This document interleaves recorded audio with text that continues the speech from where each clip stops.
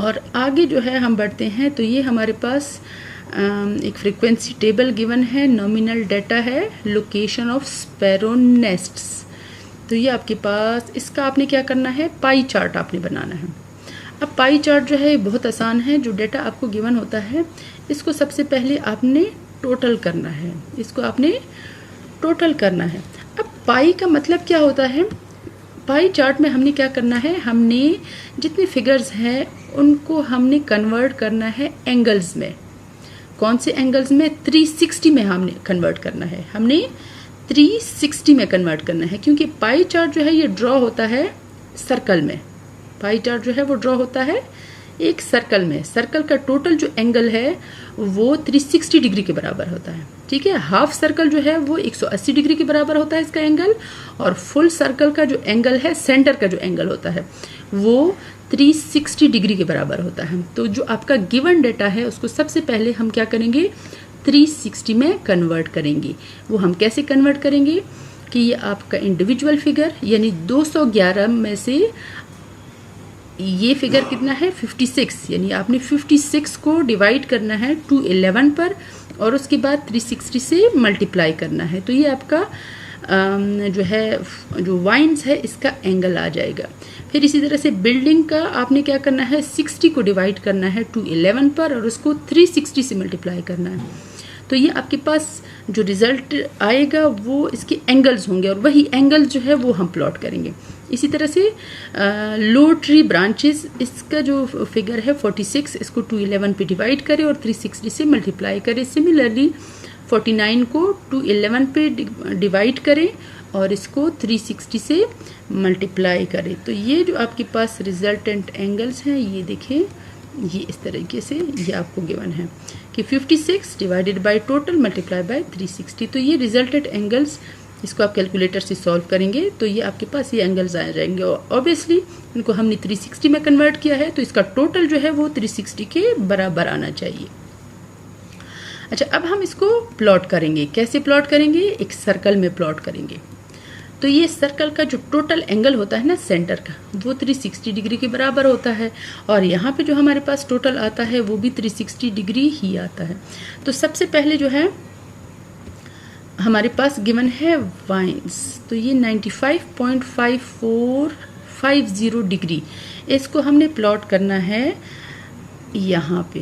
तो ये आपने पढ़ा हुआ है स्कूल्स में भी, ग्राफ्स में, कि आपने किस किस्म का आप प्रोटेक्टर से प्लॉट करते हैं, किस तरह से यहाँ पे सीधी लाइन पे जो एक्स एक्सिस की लाइन है ना वो यहाँ पे सीधे रखें, और आप 95 पॉइंट या जो भी एंगल है वो यहाँ पे आप इसका टिक लगाएं, और ये लाइन जो है फिर आप सेंटर से मिलाएं। और उसके बाद जो है आप यहाँ पे इस तरीके से यहाँ पे आप प्रोटेक्टर रखें, प्रोटेक्टर इस लाइन पे, यानी जो लाइन आपने एंगल आपने ड्रॉ किया है। उसके बाद आपने दूसरा वाला कौन सा एंगल है, बिल्डिंग का है। बिल्डिंग का एंगल आपके पास आया है 102। तो ये आप उसी तरीके से फिर वो करें, ठीक है। एंगल आप प्लॉट करती जाएं। सिमिलरली फिर आप तीसरा जो एंगल है वो भी प्लॉट करेंगे। तो आखिर में जो रह जाएगा, यानी सारे एंगल जब आप प्लॉट करेंगे तो आखिर में जो एंगल रह जाएगा वो आपके पास बिल्डिंग और बिल्डिंग कैविटीज़, उसका ये एंगल होगा। तो इस तरीके से यहाँ पे भी आपने, यानी उसी किस्म का ग्राफ है, लेकिन चूंकि ये सर्कल में है तो इसलिए पाई चार्ट कहलाता है। और यहाँ पे आप देखेंगे कि मुख्तलिफ़ किस्म की शेड्स, इसको डिफरेंट किया हुआ है, डिफरेंट शेड्स हैं, ठीक है। और यहाँ पे साथ में लिखा भी हुआ है कि ट्रीज एंड बिल्डिंग्स को आपने क्या किया है, और इसमें भी आप डिफरेंट कलर्स यूज़ कर सकते हैं। बहुत प्यारा लगता है कि आप इसमें येलो कलर, पिंक, रेड, इस तरीके से आप कलर्स यूज़ करें, लेकिन साथ में ये कीज़ में मेंशन करना ज़रूरी है। तो इस तरीके से आपके पास बहुत इजीली आप इसका कंपैरिजन कर सकते हैं। अच्छा, यहाँ पे मैंने थोड़ा सा और भी इसको वो किया है कि हिस्टोरीग्राम और हिस्टोग्राम में क्या डिफरेंस है। तो बेसिकली ये दोनों ग्राफ्स हैं, नाम है ग्राफ के, लेकिन हिस्टोरीग्राफ जो है ये ग्राफ है टाइम सीरीज डाटा का। Historigram is the graph of time series data. Time series data क्या होता है, वो डाटा जिसको हम रेगुलर टाइम इंटरवल में रिकॉर्ड करते हैं। जिस तरह से कि रूटीन में जो हमारे पास 1 घंटे में क्या टेम्परेचर है, temperature of hourly temperature of day या वीकली टेम्परेचर ऑफ डे, या यानी ऐसा डाटा जो है जिसको आप रेगुलर टाइम इंटरवल में नोट करते हैं, रिकॉर्ड करते हैं, वो डाटा टाइम सीरीज डाटा कहलाता है। और टाइम सीरीज डाटा का जो ग्राफ बनता है वो हिस्टोरीग्राम कहलाता है। और इसके अलावा जो हमारे पास फॉर एग्जांपल कोई सा भी फ्रीक्वेंसी डिस्ट्रीब्यूशन है उसका जो डाटा है उसको जब हम ग्राफ बनाते हैं तो वो हिस्टोग्राम कहलाता है। ठीक है, तो ये इसको आप डिटेल में आप पढ़ लीजिएगा। ये फाइल मैं आपके साथ शेयर भी कर लूँगी, तो इससे आपके पास इसका डिफरेंस जो है वो क्लियर हो जाएगा। ये देखें, ये एक एग्जांपल है फिर हिस्टोरीग्राम का। यहाँ पे आप देखिए कि आपके पास ये टाइम के लिहाज से ये डाटा टाइम सीरीज डाटा है, यानी 2005 से लेकर 2014 तक ये स्कूलों की तादाद। ठीक है, तो ये आपके पास ईयरली डाटा है ना, पर ईयर के लिहाज से इक्वल इंटरवल में ये नंबर ऑफ स्कूल्स है आपके। तो आपने क्या करना है, इस डाटा का हिस्टोरीग्राम आपने बनाना है। तो यहाँ पे आपके पास टाइम सीरीज डाटा में क्या होता है, आपके पास जो नंबर ऑफ ईयर्स है यानी जो टाइम होता है वो इंडिपेंडेंट वेरिएबल होता है, इसको आपने प्लॉट करना है एक्स एक्सिस पर। और इसका जो डाटा है, इसकी जो वैल्यूज़ होती हैं या इसका जो डिपेंडेंट वेरिएबल होता है वो उसको आपने प्लॉट करना है वाई एक्सिस पर। उसी तरीका इसका वही है कि आपने इसका रेंज देखना है कि आपके पास हाईएस्ट रेंज जो है वो 19 है, तो यहाँ पे ये देखिए 20 तक का इसका ये रेंज बनाया है। अब आपने इसको प्लॉट कैसे करना है, अब देखिए फर्स्ट वैल्यू 2005 की हमारे पास 12 है, फिर 19 है। तो आपने क्या करना है, बहुत आसान है ये। 2005 की वैल्यू हमारे पास 12 है, तो यहाँ पे एक डॉट लगाया है। फिर 2019 का 19 है, और इसी तरह से फिर ये 2007 की ये वैल्यू है। तो ये सारे डॉट्स आपने पहले लगा लेने हैं। उसके बाद स्ट्रेट लाइन से ये आपस में इस सारे डॉट्स आप मिलाएंगे, तो जो रिजल्टेंट ये ग्राफ है ये क्या कहलाता है, ये this is known as historigram. Next आप देखें, ये एक ग्रुप फ्रीक्वेंसी डिस्ट्रीब्यूशन है। ये क्या है, एक ग्रुप फ्रीक्वेंसी डिस्ट्रीब्यूशन आपको गिवन है। तो इसमें आपने क्या बनाना है, सबसे पहले आपने इसका हिस्टोग्राम बनाना है। अब यहाँ पे हम हिस्टोरीग्राम नहीं बना सकते, देखिए ये टाइम सीरीज डाटा नहीं है, तो ये हिस्टोग्राम आपने बनाना है, फ्रीक्वेंसी पॉलीगॉन बनाना है, फ्रीक्वेंसी कर्व है, और कम्युलेटिव फ्रीक्वेंसी कर्व या ओगेव आपने बनाना है। तो अब इसका बनाना भी बहुत आसान है। इसमें जो क्लासेस हैं इसको आपने एक्स एक्सिस पे प्लॉट करना है, और इसकी जो फ्रीक्वेंसी है इसको आपने वाई एक्सिस पे प्लॉट करना है। अब इसमें डिफरेंट टाइप्स ऑफ ग्राफ्स है, तो इसके लिए क्या क्या चीज़ें ज़रूरत है, सबसे पहले उसको कैलकुलेट किया हुआ है। तो ये फ्रीक्वेंसी आपको गिवन है, और ये एक्स क्या है, ये आपके पास मिड पॉइंट है। तो आपने इन क्लासेस का मिड पॉइंट निकाला है, इसका तरीका आपको आता है, और ये क्लास बाउंड्रीज का तरीका भी आपको आता है। ये भी आपने पहले क्लास बाउंड्रीज निकालनी है, और ये कम्युलेटिव फ्रीक्वेंसी है, ये भी सबसे पहले आपने ये तीन चीज़ें इन सब ग्राफ्स के लिए कैलकुलेट करनी है। अब सबसे पहले हम प्लॉट करेंगे हिस्टोग्राम। तो हिस्टोग्राम आप कैसे प्लॉट करेंगे, एक्स एक्सिस के अगेंस्ट हम प्लॉट करेंगे इसकी क्लास बाउंड्रीज। ठीक है, हिस्टोग्राम के लिए क्या रिक्वायर्ड है, क्लास बाउंड्रीज रिक्वायर्ड है। तो क्लास बाउंड्रीज आपने ये यहाँ पे इस तरीके से लिखी हैं, लोअर क्लास बाउंड्री से लेकर आखिर तक ये 1.5।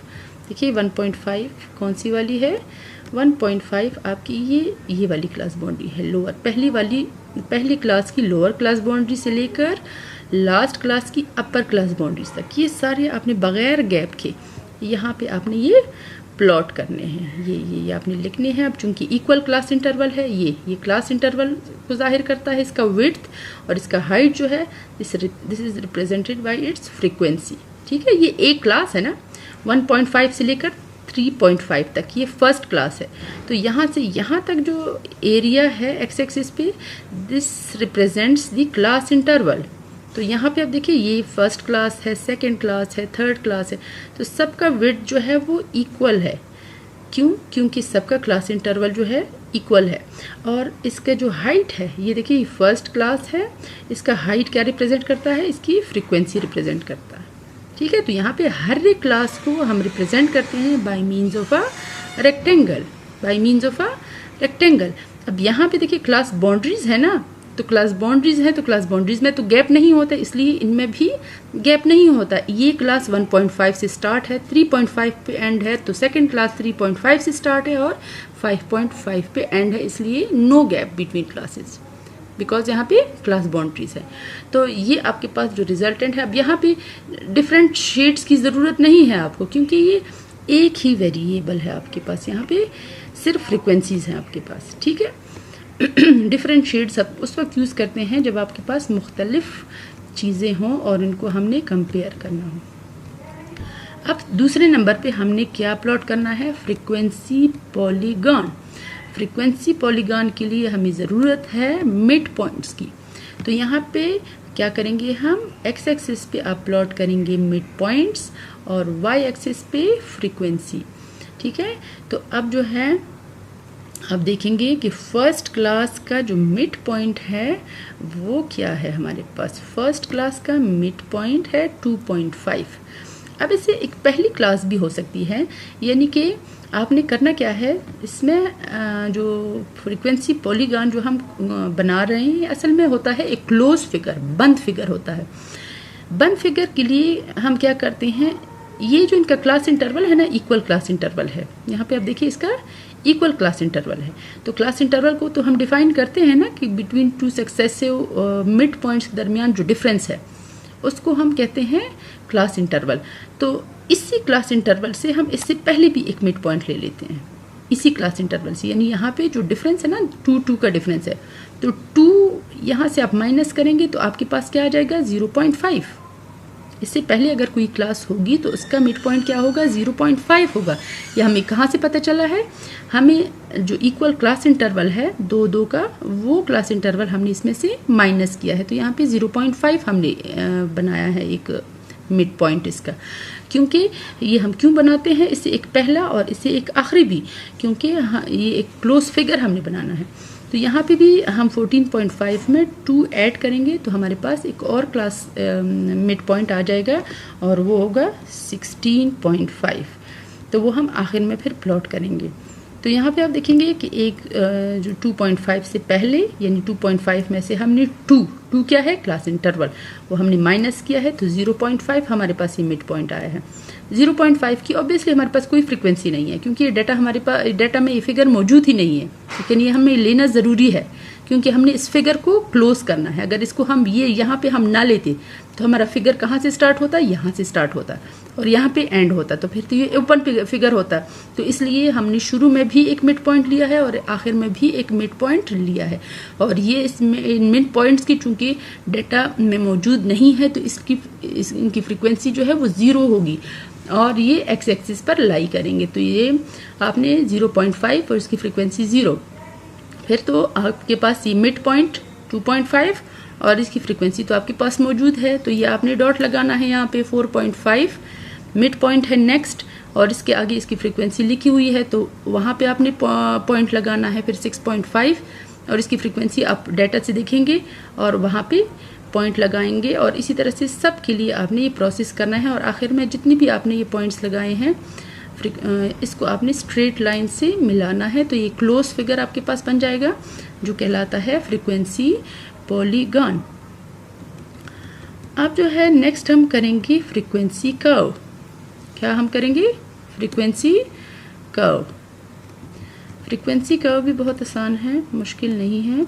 फ्रीक्वेंसी कर्व को हम कैसे बनाते हैं, हम मिड पॉइंट्स जो है वो हम प्लॉट करते हैं और एक्स एक्सिस पर हम क्या करते हैं मिड पॉइंट्स और वाई एक्सिस पर फ्रीक्वेंसी। लेकिन इसको हम स्ट्रेट लाइन से नहीं मिलाते, इसको हम स्ट्रेट लाइन से नहीं मिलाते और इसको हम जो है वो इस तरीके से, यानी एक एस्टिमेटेड लाइन हम यहाँ पे प्लॉट करते हैं, ठीक है। तो यहाँ पे आप देखेंगे तकरीबन सेम ही फिगर्स आती हैं। नेक्स्ट आप देखें कि आपके पास ये है cumulative frequency curve are give, this is the last one. तो ये आपके पास हमने क्या करना है, हमने यहाँ पे कम्युलेटिव फ्रीक्वेंसी कर्व बनाना है। तो ये कैसे बनती है, इसमें हम जो एक्स एक्सिस है इस पर हम प्लॉट करते हैं क्लास बाउंड्रीज, ठीक है, और वाई एक्सिस पर हम प्लॉट करते हैं कम्युलेटिव फ्रीक्वेंसी। अब 1.5 पहली क्लास बाउंड्री है, फिर ये है और आखिर तक 15.5 तक। तो 1.5 की कम्युलेटिव फ्रीक्वेंसी आपके पास 0 है, 3.5 की कम्युलेटिव फ्रीक्वेंसी आपके पास है तो वहाँ पे आप पॉइंट लगाएं, 5.5 भी है, हर एक क्लास की जो क्लास वो है आपके पास कम्युलेटिव फ्रीक्वेंसी है, वहाँ पे आप पॉइंट्स लगाएंगे और आखिर में हाथ से आप लेके पेंसिल और ये आप सारा मिलाएं तो इसको ये कहलाता है कम्युलेटिव फ्रीक्वेंसी कर्व, या इसका दूसरा नाम क्या है, पॉलीगॉन। ठीक है, तो इस तरीके से ये सारे ग्राफ्स है, इसको आप अच्छी से एक दफ़ा से ख़ुद से ड्रॉ करने की कोशिश कीजिए, इंशाल्लाह आपको समझ आ जाएगी। Thank you very much.